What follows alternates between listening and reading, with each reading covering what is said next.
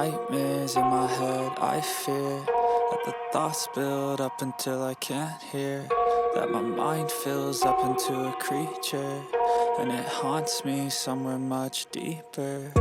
Anxiety, filling up every space, no privacy, and silently, it could build and build until you. Salam sejahtera Malaysia, denyut nadi suara rakyat bergema di channel ini. Artinya selagi Zahid Hamidi ada, usah mimpilah pas nak bekerja sama semula dengan UMNO. Presiden UMNO Ahmad Zahid Hamidi menyifatkan pemimpin PAS sebagai gila talak apabila masih menyuarakan hasrat untuk kembali bekerjasama dengan UMNO menerusi platform Perikatan Nasional PN. Justru beliau menggesa PAS berhenti bermimpi di siang hari. Selain menasihati parti Islam itu berdoa supaya berhenti menipu UMNO sekali lagi. Katanya setakat ini tiada kabar angin sampai kepada UMNO. Mungkin ada pihak telah kegilaan talak sebab mereka pernah ada dalam kerajaan dahulu, katanya. Alangkah sakitnya apabila ada jumlah kerusi yang banyak tapi berada di pihak pembangkang. Waduh, sakitnya. Aduh, inilah kenyataan yang paling sakit di hati. Betul juga. Patutlah meroyan. Siapa yang tak meroyan? Siapa yang tak marah kan? Patutlah PAS marah betul.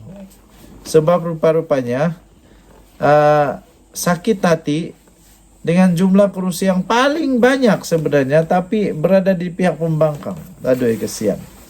Jadi saya harap mereka terus berdoa untuk tidak melakukan kekencingan, menipu sekali lagi kepada UMNO, menyebabkan UMNO tidak langsung membuka jalan itu.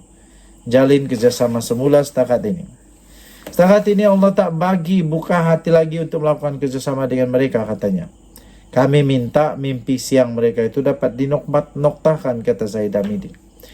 Zahid Hamidi yang juga adalah timbalan Perdana Menteri memberi penegasan demikian ketika mengulas kenyataan timbalan Presiden PAS, Tuan Ibrahim Tuan Man, yang tidak menolak kemungkinan partinya bekerja sama semula dengan UMNO di sebalik sejarah pahit kedua-dua parti itu sebelum ini. Artinya berdasarkan kenyataan daripada Ahmad Zahid Hamidi itu,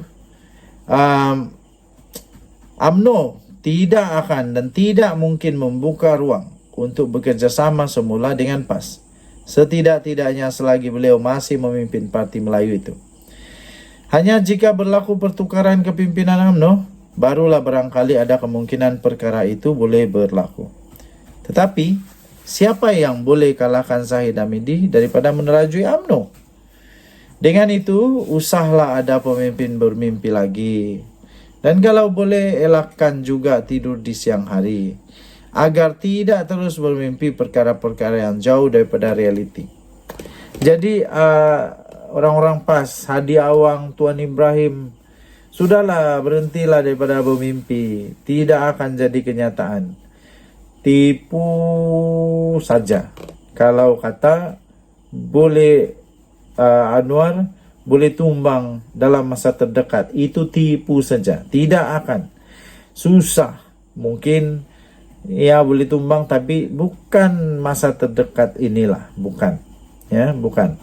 Kerana UMNO pun sudah mengeluarkan kenyataan bahwa mereka bersetuju supaya semua MP dan semua ADUN tetap memberikan sokongan, tak berbelah bagi kepada Anwar Ibrahim.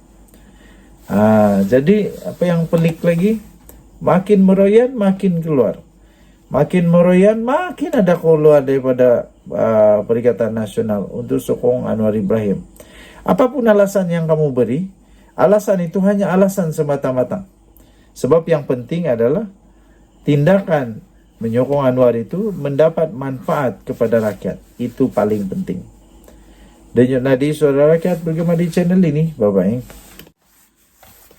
Salam sejahtera Malaysia, denyut nadi suara rakyat bergema di channel ini. Hari ini, 9 hari bulan Disember 2023, masih tidak ada pengganti Salahuddin, petanda ada rambakan kabinet. 15 November 2023. Malaysia Gazette.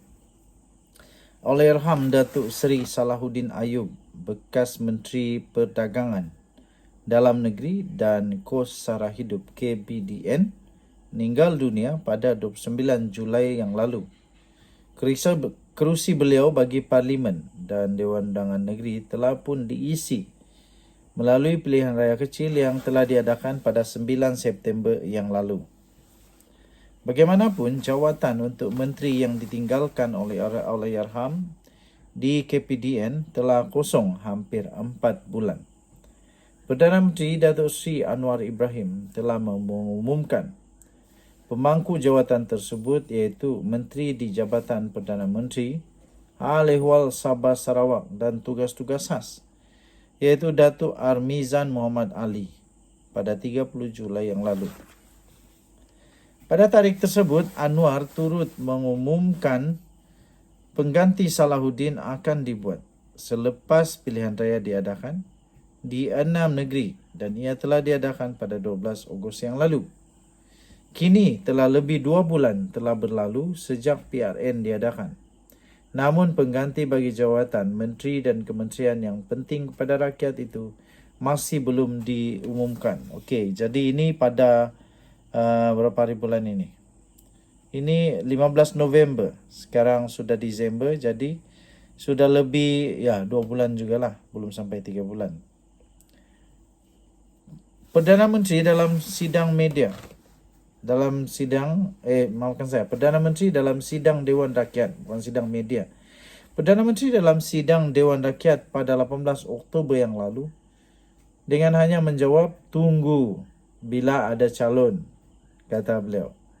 Apabila ditanya siapa yang akan mengisi kekosongan jawatan untuk Menteri KPDN. Semalam ahli Parlimen sekali lagi menggesa supaya kekosongan jawatan tersebut dibuat dengan segera. Ini selepas mengambil kira pengurusan perbelanjaan peruntukan yang diterima oleh kementerian terbabit, selain berbagai isu kos sara hidup yang melibatkan rakyat. Katanya kementerian ini tak perlu menunggu masa terlalu lama. Sudah lebih 4 bulan bekas menteri penuhnya tidak dapat lagi diisi. Sampai bila kita nak menunggu ketika mana kita sedang menguruskan perbelanjaan 1.88 bilion untuk kementerian ini, kata beliau. Kemudian beliau menambah, saya menyarankan supaya Perdana Menteri tidak menunggu lebih lama untuk melantik Menteri KPDN. Jangan tunggu lama, kata ahli Parlimen Sikh Ahmad Tarmizi Sulaiman dari PN ketika sesi perbahasan belanjawan 2024 bagi kementerian itu di Dewan Rakyat. Bagaimanapun, bagi pemerhati politik Mujibu Abdur Muiz, terdapat 2 faktor mengapa Perdana Menteri masih belum melantik pengganti Salahuddin. Pertama, menurut fellow kursi institusi Raja-Raja Melayu Universiti Teknologi Mara UiTM itu, terdapat kemungkinan Anwar mahu membuat rombakan kabinet yang tidak hanya melibatkan jawatan tersebut saja. Mungkin kerana kalau jawatan menteri itu diisi sekarang, memandangkan ada pertimbangan rombakan kabinet, kalau nak isi sekarang akan ada rombakan lain. Baik sekali jalan semua, katanya. Faktor kedua yang dilihat pemangku menteri iaitu Armizan menjalankan tanggungjawab dengan baik. Walaupun tak nampak perubahan sangat, tapi dia tidak menimbulkan apa-apa isu panas, katanya. Menu Rahmah masih berjalan, tidak ada harga barang yang begitu menekan. Walaupun saya rasa jawatan ini perlu diisi dengan segera, katanya kepada Malaysia Gazette. Beliau turut menolak andaian bahawa Perdana Menteri menunggu Parti Amanah melantik timbalan Presiden yang baru, iaitu jawatan yang dipegang oleh Salahuddin sebelum ini. Mujibu berkata terdapat beberapa ahli Parlimen Amanah yang layak untuk menggantikan Salahuddin sebagai Menteri KPDN tanpa perlu menjadi timbalan Presiden. Ini antaranya adalah bekas Ketua Menteri Melaka yang juga ahli Parlimen Alor Gajah, Adli Zahari, yang kini menjawat jawatan timbalan Menteri Pertahanan. Turut dilihat berkebolehan adalah ahli Parlimen Kuala Selangor, Datuk Seri Dr. Zulkifli Ahmad, yang merupakan bekas Menteri Kesihatan. Malah, ahli Parlimen Pulai, Suhaizan Kayat, yang mengisi kekosongan kerusi yang ditinggalkan Salahuddin di kawasan itu juga boleh dilantik ke jawatan tersebut. Beliau menegaskan Perdana Menteri mempunyai hak dan keistimewaan sepenuhnya untuk melantik siapapun sebagai anggota kabinet. Apa yang penting jelasnya kabinet masih berfungsi seperti yang berlaku dalam pentadbiran sebelum ini, di mana jawatan timbalan Perdana Menteri dibiarkan kosong, sebaliknya diwujudkan beberapa jawatan Menteri Kanan. Untuk rekod, Amanah akan melaksanakan pemilihan jawatan kuasa nasional amanah bagi penggal 2023-2026 termasuk jawatan timbalan Presiden yang kosong berikutan kematian Salahuddin pada Disember lalu. Daripada Malaysia Gazette, dengan nadi suara rakyat bergema di channel ini. Jangan lupa tekan butang subscribe, like dan share. Malaysia kita punya, cinta Malaysia, kita jaga kita. Bye-bye.